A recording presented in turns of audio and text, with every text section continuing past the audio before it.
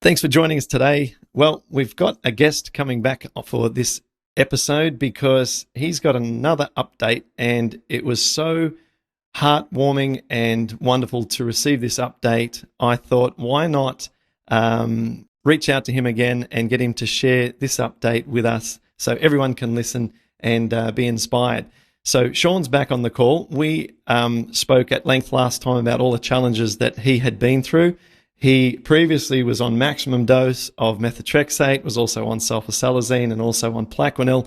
He's now off all those medications, and he just had a fabulous last consultation with his rheumatologist. So, Shaun, welcome back. You've got so much great news to share with us, haven't you?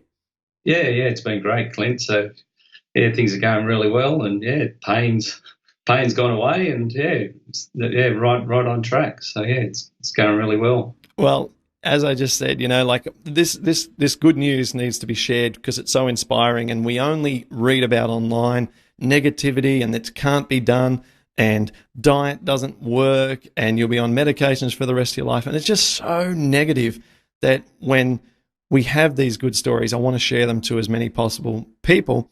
And so that's why I wanted to get you back. So for those people who haven't listened to your previous episode, which I suggest that everyone do, can you just refresh our memories, even if we have listened to it, and just give us like a 1-minute recap of where we got up to last time we spoke?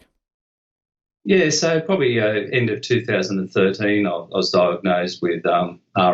Got on to see the rheumatologist. It was sort of like the desperate measures to see him. Went through the whole regime with him. The quarterly or 3 monthly visits, and and virtually got onto the maximum dose of Methotrexate, the 25 milligrams. I was on the sulfasalazine and the plaquenil. I don't know what the plaquenil and the sulfasalazine was the maximum dosage, but I was right up there. So and as I said in my previous podcast, went on the cruise and eating all the wrong foods, as we know, and just in that massive pain. So got back from the cruise, and it was sort of desperate measures because I was just in so much pain, and that's when I came across your program, and just probably gradually over the 12 months, reducing the medication, and until today with my last visit to the rheumatologist on Tuesday. Okay, well, sensational. So by this point, you're off all your medications, right? And I just want to, ensure people understand that you worked with your doctor to do this, and on the occasions where you may have been a little bit more aggressive with your reductions, that's something obviously that's not the practice that we recommend. But look, let's be honest, that's what you did at some times. If I'm correct. Yeah. Yes. So I worked together with a rheumatologist, and he went through, and he also said, well, okay, we'll keep you off that, and sort of just kept on moving forward from then. Yeah, beautiful. All right. Well, this is now the juicy bit that I want us to get into. You shared on my website about how you about how it all went down. I want to hear it in person and walk us through it. So you've gone in there for your regular checkup, and you've got no medications, and so walk us through how this went. Okay, so my last visit 6 months ago, he gave me a script to go and get some X-rays of my hands and feet. So I got all those done. Took them in to him. He did a full blood test. So went in to see him, looked at the blood test, and sort of went, yep, all good. He also did the rheumatoid factor. And I spoke to him about that, and he said it was actually higher than when I first went to see him, the rheumatoid factor.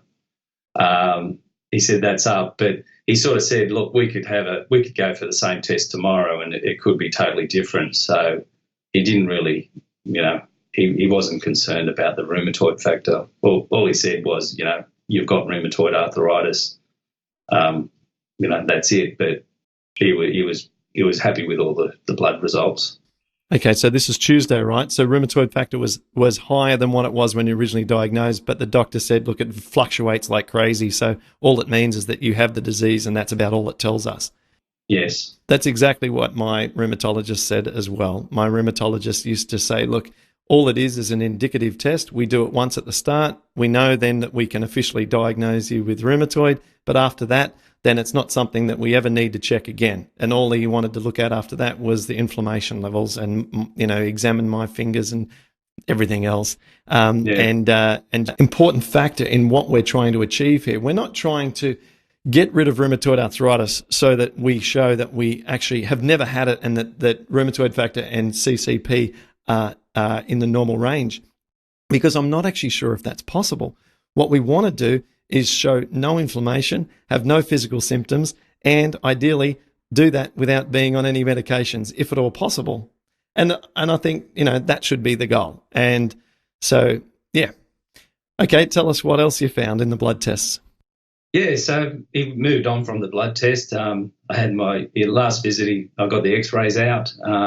He had a look at the x-rays, and he sort of sat there and he had put them up on his screen, and he looked at them, and he looked at them very closely. And, as you know, every visit you have to the rheumatologist, there's always been bad news. And Yep. and I'm thinking, oh, no, he's looking at these x-rays like, going through and sorting each one, looking at the hands, and he was really closely looking, and I was sitting there thinking, oh, yeah, what's he looking at? Like, oh, what's wrong?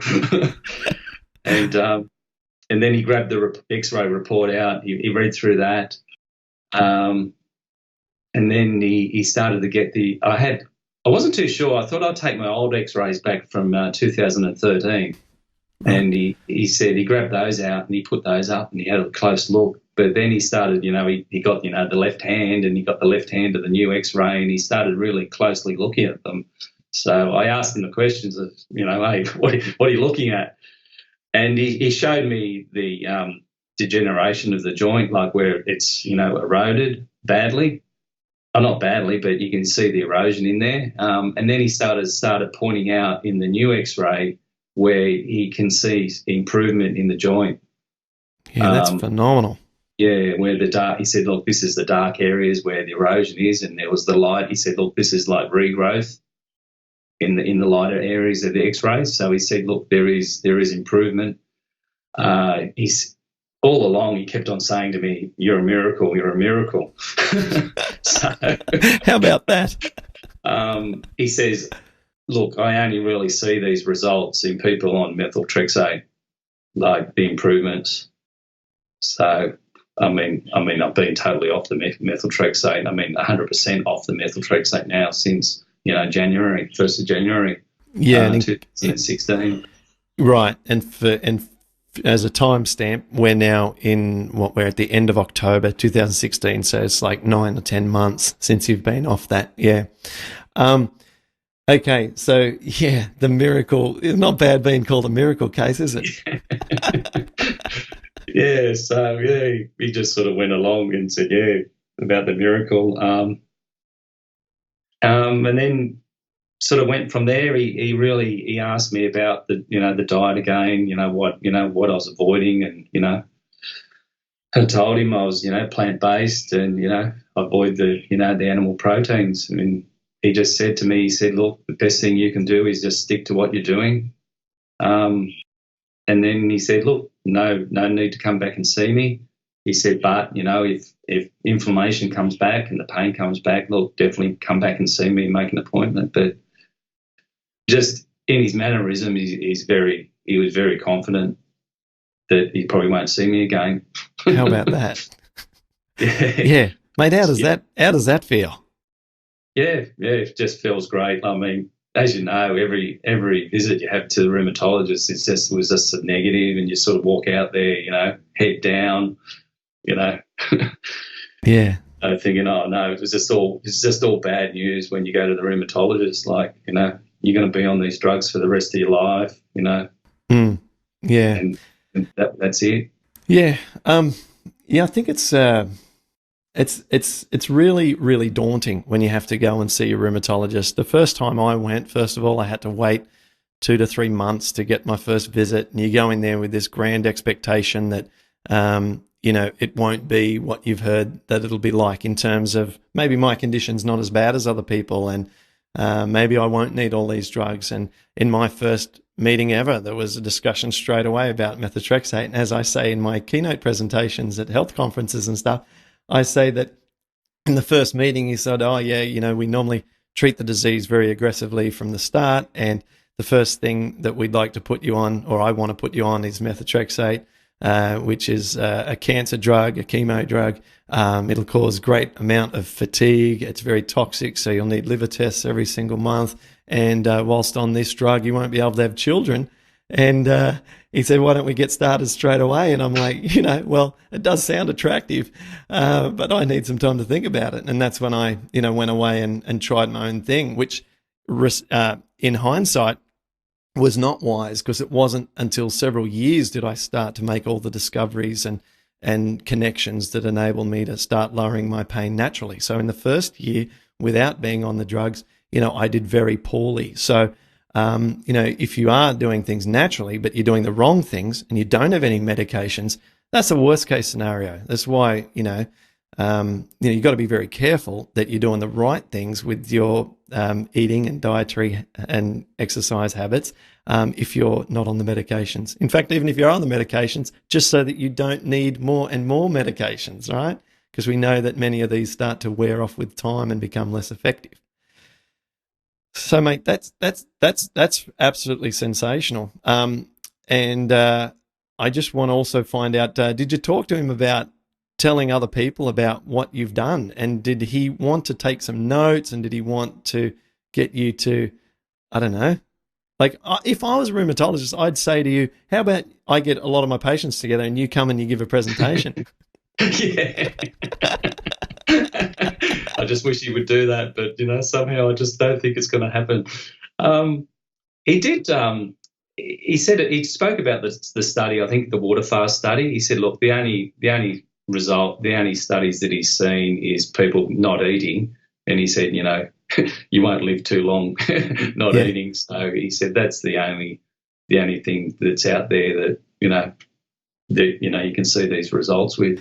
Yeah, and that's just not true. It's just a shame that well, first of all, he gets at least more marks than the average rheumatologist because a lot of them don't even know that study. A lot of them just say, look, there's no data-driven results that show that diet plays a positive impact on rheumatoid arthritis. That's the most common exact phrase. No data-driven results. That's just not true. The studies are out there. I've got them all in the program, and I'm creating this guide for rheumatologists, which might just get rolled into the published book that I'm putting together, because it's doubling up my work. So I'm just going to publish my book in the next few months, and then that contains it all, and the rheumatologist can just read the book, right? So we're not having multiple documents. But yeah, just more motivation for me to keep working hard and get things finished and get it out there. So, and mate, did you tell him? Have you ever mentioned it, my program, and have you told him to look at it? Yeah, I mentioned your program. I asked if he heard of it. He hadn't heard of it. When I started talking about it, he said, "Oh, look, probably more than likely you didn't have RA." He says there's a lot of people out there that have been diagnosed with it and that they haven't got it, and you know how they are with their time. They sort of don't encourage any further conversation. So they sort of do try. They've got this method of cutting the conversation short. Yeah. No, that's true. That's true, because it's an area of expertise that it's just not an area of expertise, is it? And I guess there are. And I saw this myself when I was looking for help with my condition. There's so many different opinions of ways to do things from people who don't sort of have any qualifications or any kind of hard data on their actual results that they've achieved themselves. And so it is confusing out there. And when you've got so much sort of momentum behind bad approaches, like paleo approaches and like, high fat, low carb diets at the moment, it's like just the major trend. It's really hard to cut through that and get to the truth, and to get to the truth that can create results that are long-term and lasting, and not just for a year or so, which many many other approaches can do. So, mate, look, I'm really grateful that you shared that with us, and I know that we have to stick with these things. It's now the sort of thing. Well, you've been given the all clear, and the goal is now to be able to not see a rheumatologist again for a long time. It's been about 4 to 5 years since I've seen mine. And the only times I've thought about, and it's been rare, the only times I've thought about going and seeing him again is to go and help him understand what needs to be done. I've never felt even a remote need to see him for his expertise, from a rheumatology point of view.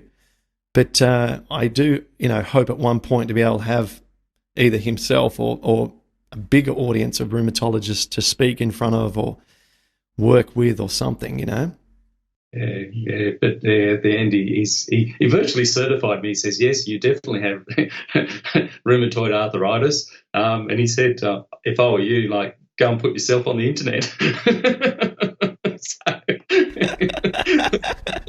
Go put yourself on the internet. Yeah. So awesome, mate. So congratulations. I think this is just a short episode for everyone to get some inspiration and to see that it is possible. It is possible to be on the common medications at maximum dose and be able to get off those medications safely, working with your rheumatologist, and the rheumatologist to pat you on the back and say, you're a miracle.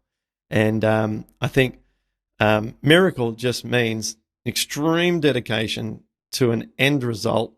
You need a little bit of luck on your side, because I know a lot of people have worked tremendously hard to try and achieve the results that you have and are still on their journey after many years. So you need a little luck on your side with the sort of particulars that you have wrong on the inside in your intestines. I don't think, you take 100 people and they do exactly what you did with your changes. You're not going to get 100 people get the results that you have. So you've also been blessed a little bit in that sense. But that doesn't mean that the rewards are any less deserved, and that you haven't done all this through hard work and effort. So well done, mate. Yeah, and as you said before, I could probably switch it on tomorrow, just go back and eat the wrong foods, because I think now my body, I'll eat something. Like the other day, I had a salad, and I thought, I got one of those, those wraps you buy at the supermarket, and, garlic wrap, and, I wrapped my salad in that and ate it. It was nice at the time, but, afterwards, I could feel, I thought, that just doesn't feel right. Something there just didn't feel right. So I thought, well, that's just something to avoid in the future. 100%, 100%. Like, just for example, almost exactly the same as that. Yesterday, when I was traveling back from Melbourne after giving my presentation, I was at the airport, and hot chips used to be something that would smash me because of the vegetable oils that they use in the deep fryer. And so what I did yesterday, I'm at the airport, but I know that I can eat them now, but I know that they're not good for my body. So I had a bag of pre-washed supermarket baby spinach, and I traveled with it, and I sat there, and on one hand, I'm eating baby spinach out of a bag, and on the other hand, I'm eating my hot chips, because I knew that I can just offset any of the problems with my baby spinach. So that's what I do as well, because I don't want to take any risks or do things that I know are not friendly for the digestive system.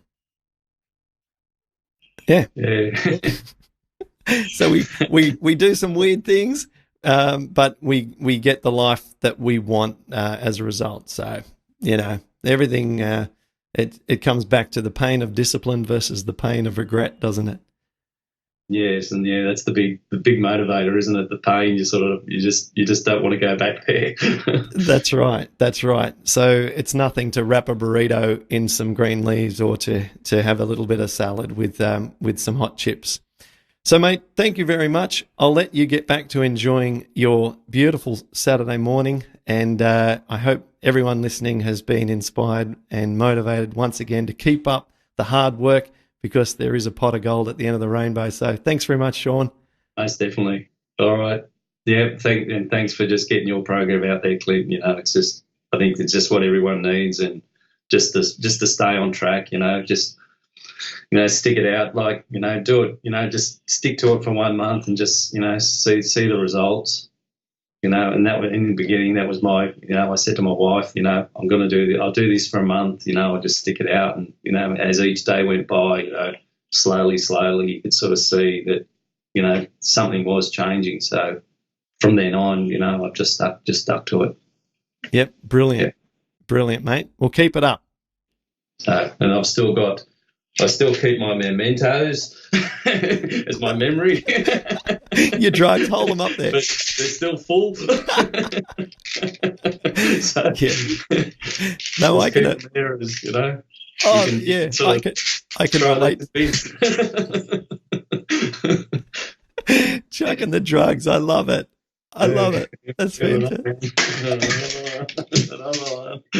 Another one. Oh, man, they're everywhere. You got lots of those bottles. Yeah. Yeah.